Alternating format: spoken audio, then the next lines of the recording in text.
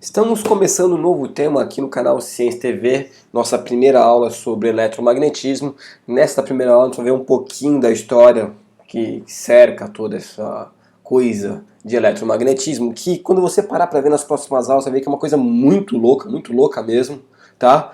Então a gente vai estar olhando só um pouquinho da história. Depois sim a gente vai começar uma parte um pouco mais formal, matemática, né, a física da coisa, a matemática da coisa toda, tá? Então a seguir a gente vai ver campo magnético terrestre, como calcular o vetor campo magnético, tudo isso vai ficar para as próximas aulas. A ideia hoje é só olhar um pouquinho de história. Para a gente fazer isso, eu vou fazer o seguinte, ó, a gente vai fazer uma viagem aqui juntinho, a gente vai para uma região chamada Magnésia. Na verdade, já não tem nem mais esse nome, tá? Magnésia é um nome antigo dessa região que fica na Turquia. Então, ó, vou aqui para o território turco.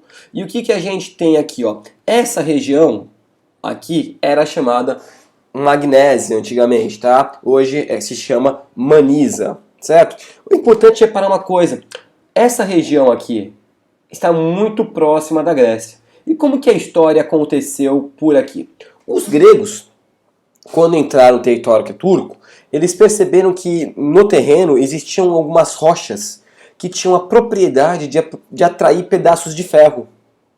Como o nome da região era Magnésia, esse fenômeno de atração dessas rochas que atraíam pedaços de ferro ficou conhecido como magnetismo, né? Por causa da região magnésia, certo? E você vê que é bem interessante, né? Porque esse território fica bem próximo, né, do território grego, todas as ilhas gregas aqui. Se você conhece um pouquinho de história, sabe da importância, até por causa do relevo grego, a parte que os gregos tinham que viajar, tinham que sair muito do seu território, né? E aí a gente tem toda parte de história da Grécia Antiga, tudo aquilo que você já estudou sobre história, então isso está intimamente ligado com o processo de magnetismo.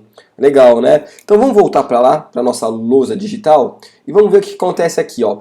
Essa rocha, né, chamada magnetita, né, hoje ela recebe o nome magnetita, são essas rochinhas pretas aqui, tá? Aqui na verdade tem uma mistura de magnetita com outra rocha chamada pirita, tá? Esses materiais rochosos aí, e são essas pedrinhas pretas, essas rochas. Se um geólogo me ouve falando em pedrinhas, ele vai querer me enforcar, né? Essas rochas aqui que são, então, a tal da magnetita, tá? O legal disso tudo é que a magnetita ela pode ser encontrada em vários lugares diferentes, tá? Até em areia da praia. Em areia da praia a gente encontra isso. Então eu vou trazer aqui uma imagem. Olha a areia dessa praia aqui. Fala assim, nossa, a areia é preta, né? Na verdade, isso é uma grande quantidade de magnetita ali. Você pode encontrar também magnetita, já foi encontrado magnetita também em meteoros que caíram na Terra. Tá? Então existem fragmentos de rochas vindos do espaço que possuem uma parte da composição dela é feita de magnetita. Se você pegar um ímã, tá? Se você pegar um ímã e passar na areia da praia, você vai ver que algumas coisas vão colar nele. São uns pontinhos pretos, pontinhos mais escuros. Na verdade, são grãozinhos de magnetita, ok? Mas o que é, quimicamente falando, essa tal de magnetita, tá? Então, a magnetita ela se forma a partir do hidróxido de ferro. Mais ou menos não, exatamente de acordo com essa reação aqui, ó. 3 mol de hidróxido de ferro, que é esse cara aqui, ó.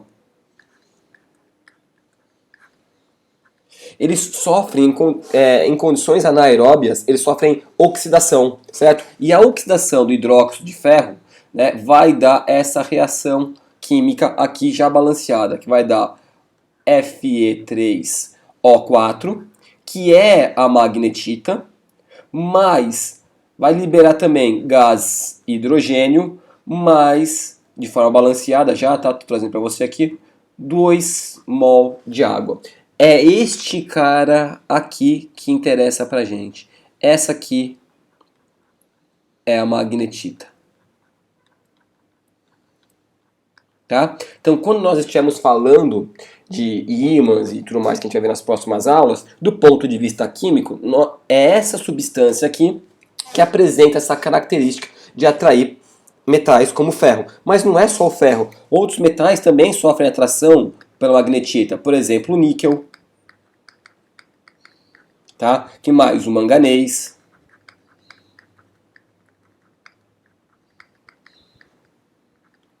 O cobalto. e algumas ligas metálicas, tá, formadas principalmente por esses elementos aqui, também sofrem atração pela magnetita, ok? Bom, de forma geral, quando a gente vai começar a falar em ímãs mais pra frente, mas só uma palhinha aqui, esses ímãs, tá, existem de dois tipos. Então a gente vai falar assim, ó, existem os ímãs naturais, que são compostos naturalmente, obviamente, por magnetita, e também existem ímãs artificiais, tá? Que a gente pode produzir com algumas ligas artificiais, ok? Então, um pouquinho da história que eu queria trazer para você era essa. Então, o que a gente precisa saber? Quando a gente está olhando agora do ponto de vista físico, a gente vai olhar propriedades da magnetita. Esse é um resumão do que a gente precisa ter na nossa mente aqui agora, tá? Então a gente está olhando para uma substância chamada magnetita, que ela tem origem na oxidação do hidróxido de ferro. Recebeu esse nome porque ela foi descoberta, inicialmente, a história da magnetita, que ela foi descoberta numa região da Turquia chamada Magnésia. Por quem? Pelos gregos. E você vai ver que não é à toa que foi pelos gregos, você vê a proximidade do território dos dois, tá? Então, esse é um processo histórico que foi descoberto e a gente foi ampliando o uso dele. Por exemplo, você fala assim, poxa, eu vou estudar eletromagnetismo, e aonde que tá? Você está assistindo essa aula pelo computador, não tá? Aonde que você armazena as suas informações do que você grava no computador? Disco rígido que a gente chama de HD, certo? Existem os SSDs, mas o mais comum é que você possua um HD. São discos que ficam girando ali com 5.400 ou 7.200 rotações por minuto. Qualquer toquezinho que ele der na agulha, por exemplo, vai riscar e você vai perder suas informações. Então isso não pode acontecer. Dentro do seu HD, dentro de um leitor de DVD, de CD, de Blu-ray, o que existe? Existem super ímãs para estabilizar essa rotação aí e impedir que ocorra um toque e arranhe e você perca a informação. Existem inúmeras aplicações do eletromagnetismo. Até falar coisas não só tão avançadas quanto um HD, como por exemplo um exame médico muito comum hoje, cujo preço se reduziu muito durante os últimos anos, chamado ressonância magnética, ok? A gente vai ter um momento que a gente vai falar só sobre isso, sobre ressonância magnética, como que se faz, quais casos de coisas erradas que já aconteceram quando a gente fala em ressonância magnética. Então tudo isso está ligado a esse processo histórico, a esse fenômeno físico chamado eletromagnetismo, ok? A aula de hoje é exatamente sobre isso, super tranquila, tá?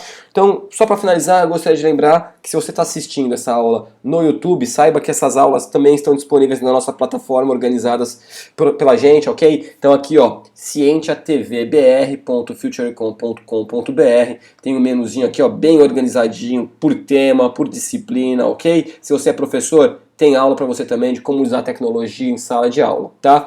Se você gostou do canal, se você gostou da aula, acha que está ajudando, você pode estar patrocinando essa ideia, clica aqui, patrocina a ideia e ajude a gente a poder gravar cada vez mais aulas para todo mundo, ok? Temos também uma página no Facebook, facebook.com/cientetv. Deixa um like lá, porque toda hora que a gente colocar uma aula nova, publicar uma matéria a respeito de ciência, educação, tecnologia, você vai estar recebendo. Ok? Legal? Então na próxima aula, o que a gente vai estar falando especificamente sobre campo magnético terrestre. Tem muita coisa legal a respeito desse assunto.